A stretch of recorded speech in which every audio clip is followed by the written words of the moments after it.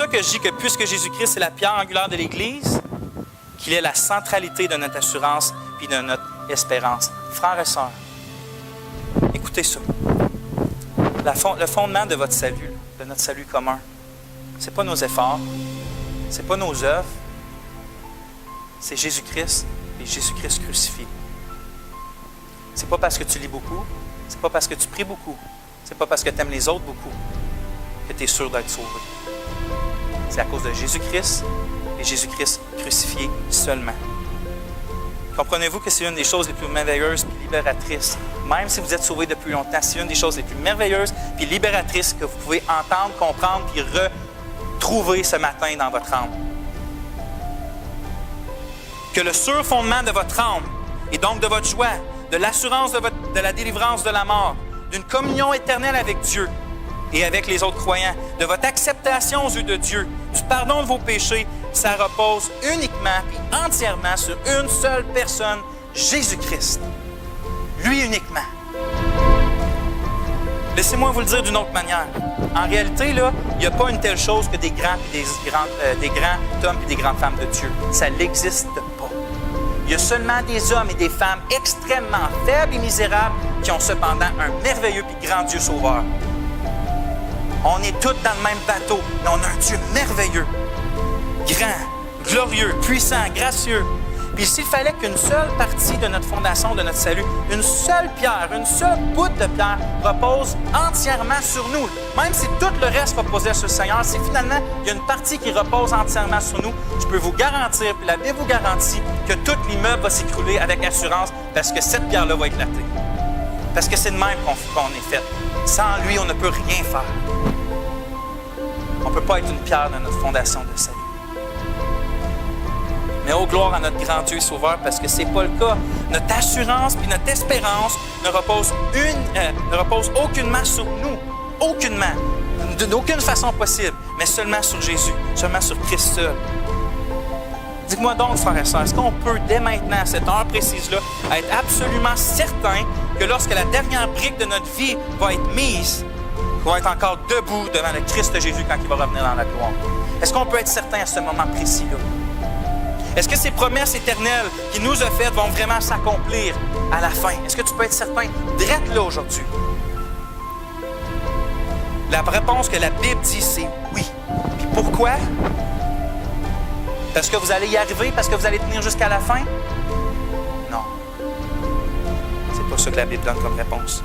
C'est parce que Jésus va vous tenir jusqu'à la fin dans sa main percée, même quand vous autres, vous allez plus avoir la force de vous tenir à lui. Mais là, quelqu'un va dire, tu prônes la grâce bonbon, en disant que même si on ne suit pas Dieu, qu'on est quand même sauvé. Comprends-tu pas ce que je suis en train de dire? La doctrine, la persévérance, c'est pas une grâce bonbon. Je ne dis pas que quelqu'un est sûr de son salut même s'il abandonne Dieu. Que tout le monde entende aujourd'hui que la Bible dit, c'est que si quelqu'un abandonne Dieu, Dieu va l'abandonner aussi. C'est ce que la Bible dit. Ce que je dis, par exemple, ce que la Bible dit aussi, c'est que Dieu est tellement puissant. Son œuvre à la croix est tellement parfaite.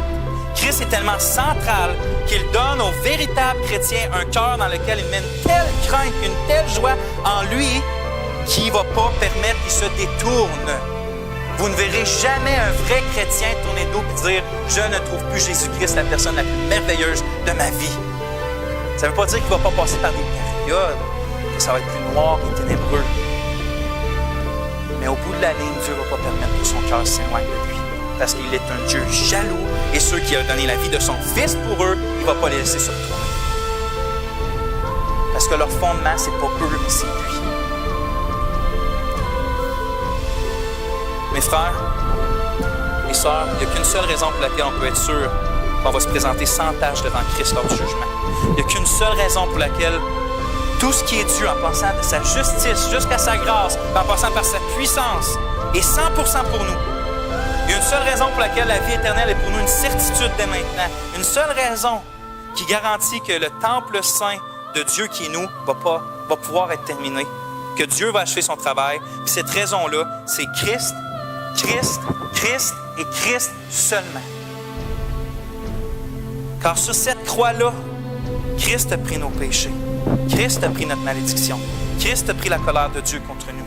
Puis il est mort à notre place afin qu'on appartienne finalement à Dieu. Christ est le centre de votre et de ma.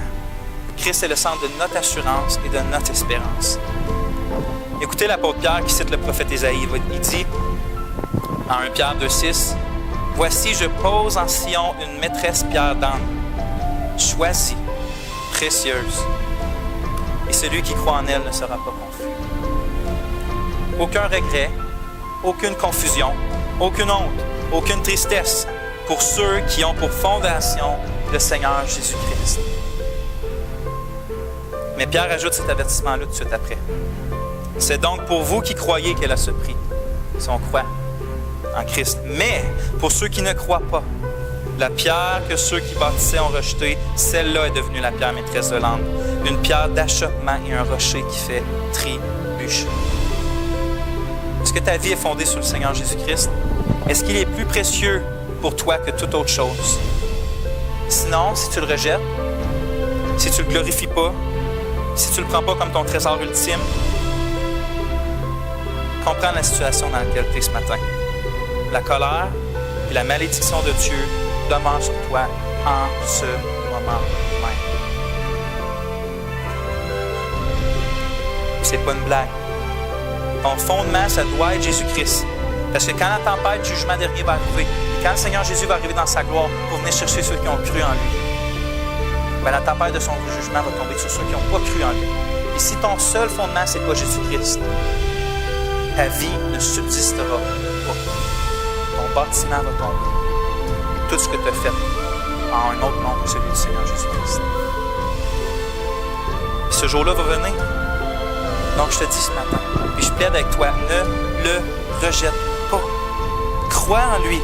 Repens-toi de ta rébellion envers lui. Abandonne, comme on a chanté, abandonne tout à ses pieds. Suis le Seigneur Jésus.